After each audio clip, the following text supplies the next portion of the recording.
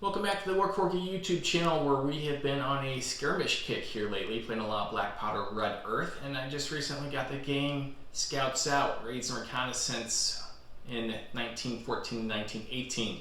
It's my first real delve into historical miniature gaming, although I should say that this game's so well written you can play with just about any models that you have, any genre that you have that involves people shooting at other people.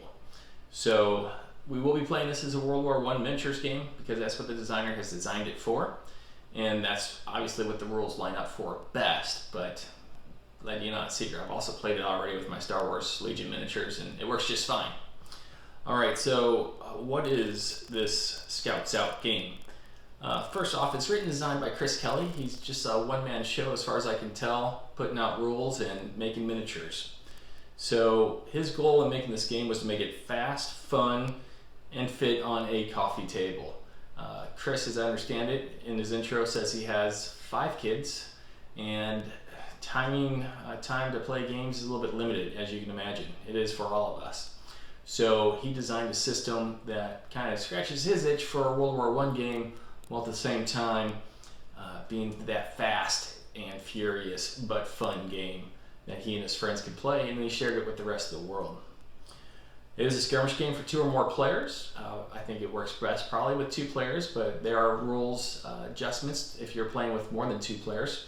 Haven't tried that yet, but would give it a try. It features raiding parties on both sides. If you're playing a 2-player game of between 7 and 15 miniatures, maybe a little less, maybe a little bit more, depending on how you design your force. But we're not talking a lot of miniatures here. It's a skirmish game, so each person is going to be acting, each mini's going to be acting on its own, doing their actions, doing their shooting, doing their hand-to-hand combat, and you're going to have about 7 to 15 of them. And since most games are 6 turns long, that means this game will go fast. So right now, as the game stands, you can play one of 4 great powers. That's Great Britain, Germany, the French, and the Austro-Hungarian Empire. Each of those comes with its own little rules and its own little tactics based off like historical training and fighting techniques for each of those great powers. So we'll delve into that a little bit more later. And then lastly, as I mentioned earlier, it's a historical game with a historical background, but there's nothing preventing you from playing this with other models in another genre as long as they're shooting each other. I played this game and I think it's so well written that it can work for just about anything. It's solid. Okay, so what do you need to play this game? Obviously miniatures. This is the Miniature Wargaming channel, so you're going to want those. It's D6 sided dice. You're going to need a table. 3x3 is the recommended size, but you can play smaller than that for sure. And then you're going to need a tape measure. So with the miniatures, there's a few kits out there that you can buy commercially, or you can check out what Chris has made for the great powers that he's featured in his book so far. He's got models out for the French, the Germans, and the British, with Austro-Hungarians coming soon. He sells those as STL files, or you can go ahead and purchase the actual miniatures from him and he'll ship them to you. The prices are good, and if you're a 3D printer, this is going to be a fun project for you. For my part, I'm going to have Chris start 3D printing these models for me. As far as the board's concerned, it's a skirmish game. So what you're going to want is like a couple houses, maybe some woods, some walls, sandbags, maybe a river running through it every once in a while, or a pond, and then a lot of scatter terrain. Cover is a really important component of this game, as it is with most skirmish games, so you're going to want a lot of it. That 3x3 table should be pretty much filled up with terrain, make things interesting for you. All right, so gameplay. Should be familiar for anybody who's played Warhammer 40K or really just about any GW game. There's going to be 4 phases in it. It's going to be the initiative to determine who's going first, and that's going to change round to round. The movement phase, the shooting phase, and then the hand-to-hand combat phase. Now the entire system uses true line of sight, so it makes it, again, simple to determine whether or not you can see the enemy when it comes to shooting. You just get right down behind your model and see what he can see. It really gets you into the action, so to speak. And you know, as far as fun's concerned, I've always enjoyed true line of sight, probably the best. So with that, every phase is I go, you go, I go, you go. So I move 1 miniature, my opponent moves 1 miniature in the movement phase, and then the shooting phase, I shoot with 1 guy, they shoot it with 1 guy. You're getting some chips or some tokens to determine who's already activated. Make sure you don't get confused there. But the fact that you're going 1 model at a time keeps both players really interested in the game. You don't have the issue of maybe one side having a really good shooting phase and the other side having nothing to shoot back with. So it also really is an important part of the game because target priority is a big part of the decision-making process. Who you're shooting at first, second, and third, all gonna matter. So you're gonna wanna make sure you're doing that well in the I go, you go system that Chris has put into the game, makes that front and center. So initiative phase is just what it sounds like. You're gonna roll 2 dice, each person, and then whoever rolls higher is gonna have the initiative for that turn. Now that can change from turn to turn. It's not like Warhammer 40k where one player is always on the initiative, has the initiative going first. You might be going first the first turn and you might lose it in the next 3 turns. But the fact that it's an I go, you go system makes it not that punishing. All right, after that we have the shooting phase. Shooting phase uses opposed dice rolls with the d6s. Makes it very interesting. So each of the troops that you can recruit into your recon teams, your raiding forces, they're going to have different levels of training. With those different levels of training, which I'll talk about a little bit later, they're going to be increasingly better shots. So you're going to have a base shooting value that can go up or down depending on war gear or how many times you're shooting in the phase. But essentially you're going to take that score, you're going to roll a d6, and you're going to see if it matches up against the defender's defense score, which is, you know, modified by what type of cover they're in. You can have a cover modifier of +1 to +3. So shooting ranges from 2 to 3. Defense naturally ranges between 2 and 4, I believe. So a little bit of advantage to the defender, but the shooter is going to shoot a lot of shots, so you're eventually going to get them. If that initial d6 that the attacker is using to shoot at the defender exceeds the score that the defender has as a base value, then the defender gets to roll his d6. If the attacker beats or ties the defender's total score with his total score, that means the model's been hit. Now there's a narrow phase of this, and this is not an opposed dice rolling phase, but since Chris has put 12 different weapon systems in this game, strength becomes important. A pistol's not going to have as much knocking down power as, say, a rifle or a machine gun. So even after you hit them, that model is not yet done. But then it's just going to be a simple strength test against the strength of the weapon, which ranges from 2 to 5. And so if you're shooting a pistol, which has a strength 5, you're going to roll a dice. If it's a 5 or higher, that means that you have actually taken that model out of action. So it's a combination of opposed dice rolls followed by a simple strength roll. And there's modifiers to the strength rolls. Not so much modifiers, but you can get some rerolls in there as well.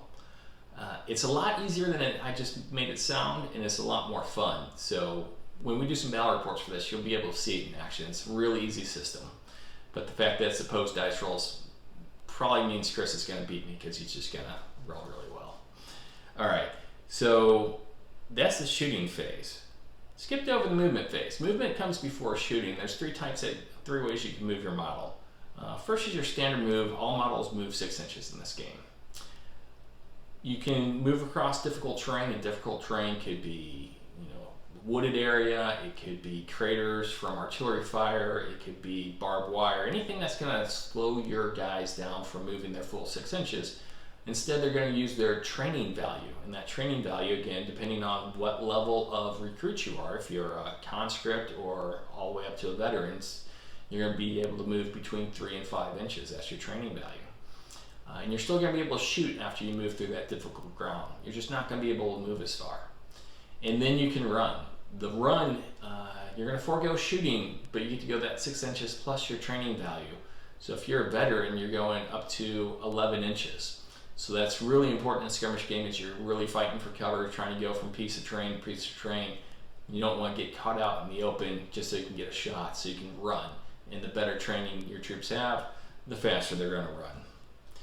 You also move into the close combat in the movement phase, and once you do that, both minis are locked up in that close combat. Neither side's going to move after that, neither side's going to shoot after that.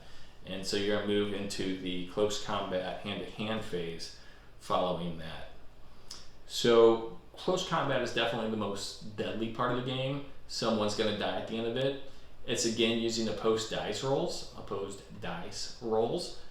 Each model, depending on, again, their training for the most part, is going to have a close combat score of between 3 and 5. You have, again, war gear, such as close combat weapons, that can up that skill. Or you can bring buddies to the fight with you, which will also up your chances of winning that fight.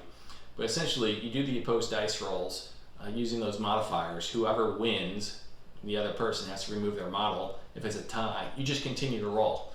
There's no ties when it comes to close combat, hand-to-hand combat. Somebody is going to go away after that one. So it makes it very fun. Overall, gameplay, relatively simple, but still has that tactical depth that I really like about Black Powder Red Earth. It's not as crunchy as Black Powder Red Earth, but it's a different type of game from Black Powder Red Earth. So this one is much more free flow, get with your friends, roll some dice, and have some fun. Whereas Black Powder Red Earth is a challenge of minds, I like to think, and both Chris and I are exhausted after a good game of Phase Line. So this one's a little bit more lighthearted, a little bit more fun, a little bit more free flowing. Okay, so that's it for a turn. And since the game only lasts 6 turns and each side has between 7 and maybe 15 models, 13, 15 models, means these games are going to go really fast and they're going to be really fun. So you don't have to carve out a lot of time, or maybe if you do have some time, you can play a couple of games in the night. Okay, where this game really excels though is in developing your raiding parties. Okay, and that's going to be the 7 to 15 models I mentioned earlier. So the first thing you got to choose is which one of the great powers you're going to have represented on your side of the table. Each of them come with their own special advantages and sometimes disadvantages. And you're going to be able to find a play style that fits you. The troops that I've kind of alluded to, available to both sides. They come in 3 levels of training. The conscripts are the cheapest, obviously. They're not very good at shooting. They're not well trained. They don't defend well, but you get a lot of them. The professionals are just what it sounds like. You're kind of like professional everyday soldier. They haven't seen a lot of combat, but they've been trained for combat. So they're kind of average across the board. And then you have the veterans, who become pretty expensive, obviously, but they're most survivable. They shoot as well as a professional, no better, but they're better at close combat. So they do have some advantages over the professionals. So that makes them a really interesting choice. Players are restricted by a force organization chart, so they're going to have to bring 1 headquarters unit, and they can bring more if they want. The headquarters, you have 3 choices there for each side. You can bring a captain, you can bring a lieutenant, or you can bring an NCO. Each one of those brings a leadership quality of their own, and so determining which one you want to bring is going to be a personal choice. The lieutenant allows you to reroll 1 to hit roll every turn for a unit within 2 inches, while the NCO allows you to reroll a strength roll after you've hit a unit once per turn for a unit within 2 inches, and they're all able to fight as well. And then you can bring up to 3 specialists. Specialists are what really kind of define each of the 4 great powers. There's a lot of overlap though as well. So you got snipers, you have medics, you have pointmen for the British, you have these various sappers, engineers, different things that they have a very specific skill set, and you can only bring 3 of those guys, so you can't just flood the field with a bunch of snipers, which is good, but you get enough of them that you can really flavor your side, which is fun. Best of all, if you're playing the Germans and you bring a medic, you can bring a war dog. And if you're gonna bring a war dog, why wouldn't it be a war corgi? So little thing in there that I really enjoyed about it. You're gonna have to bring 2 grunts, and those are your standard soldiers on any side you're fighting with. And generally speaking, they can be either professional or veteran. Some of them can be conscripts as well. And there's some horse-mounted guys in the game, so you have some flexibility there. And then you got your raiders. Those are kind of like your, not specialists, but they specialize in the trench fighting. They're a little tougher. So if you're the Germans, you got your Sturmtruppen. If you're the Brits, you got your Lovat scouts. Guys that just bring a little bit more to the table than your typical grunts. And then you have a heavy slot as well. You can only bring one piece of heavy equipment, but that's going to be like your machine guns that are shooting 5 times each turn. It's not going to make sense to bring them every game, but for games where it does make sense, they can do a lot of damage. All these models only have one hit point, 1 health point, so putting a lot of points in the heavy, while they can do a lot of damage, they can be taken out fairly easily as well. Okay. So with the system, you can develop a playstyle, and a playstyle you enjoy playing, and you can find a force, and then you can fit that force and tailor it to that playstyle. For instance, the Germans have a special rule which allow them to move an additional 3 inches in the movement phase, and they can use that to move into close combat. So while you can't run in close combat, most units can move 6 inches in close combat. Germans can do 9 inches. The British have a mad minute rule which allows them to shoot better if they haven't moved in the movement phase. So they're more accurate from range, which is fun. The French are a defensive-minded army, but they also can maneuver well. And the Austro-Hungarians, they can bring along allies. So each of them have their little niches, and then inside there's plenty of enough choices as far as the classes are concerned that you can farther tailor your side to do what you want. And there are 6 different scenarios in the rule book to play from. They range from like a static defense of a trench line where your opponent's having a charge at you. That's going to require one type of force. To down pilot in the middle of the board that both sides are trying to recover, and you need to maneuver well for, it's going to require a different force entirely. Now, the author encourages you to go ahead and determine the scenario, then pick your forces. So makes it a lot of fun to know what you're going to be doing, and then trying to find the right team to do that well, up against your opposition. So all that makes for a lot of fun. Additionally, between all these classes I'm talking about, and the class types, and the NCO, officer, sniper, all these guys, a lot of these guys have war gear upgrades that they can take for additional points. So you're talking camo cloaks to make you more survivable in cover. You have rudimentary body armor to make you more survivable overall. You got close combat weapons, a lot of choices for the weapon systems themselves. A guy could carry a pistol, could be upgraded to a rifle for additional points, could be upgraded to a trench gun for additional points, a light machine gun. You're going to have all these choices to make. It kind of reminds me of 40K in that respect, of when you're choosing your layout, you have to be very deliberate and figure out what you want to do. So we play a lot of Oathmark on the channel, and I've heard Joseph A. McCullough say on a couple of times that, especially as you get older, but in general, always true, the more you spend more time thinking about a game than you actually do playing a game. Even, painting and getting ready for games. Most of the time you're spending thinking about the game. This game gives you ample opportunities to think about what you want to do on the battlefield, and then organize a force to do that. And so that's what I really appreciate about this game. There's so many choices. There's no obvious choices, and you can tailor them to what you want to do. Okay. So I've played a couple games here in the basement using my Star Wars miniatures, and I can tell you that the game really does live up to the author's goal of making a fun, fast, and easy to fit game when it comes to not really needing a lot of space. And so I'm looking forward to doing some battle reports. I've already ordered some miniatures. Chris is going to 3D print them for me, like I said, and then I'm going to get them painted up, and we're going to do some battle reports. We're going to wait for the World War I miniatures, though, because the historical crowd, as you know, has a reputation. And so we're even going to try to put them in the right colors, but we will see. So battle reports will be coming, but until then, I can highly recommend this game to anybody who's interested in skirmish games, especially historical skirmish games. You can find more information in the video description on where you can order this rulebook online as a PDF, or where you can go to Chris's shop and you can go ahead and order models, hard copy rule book, STL files, whatever's going to fit your hobby.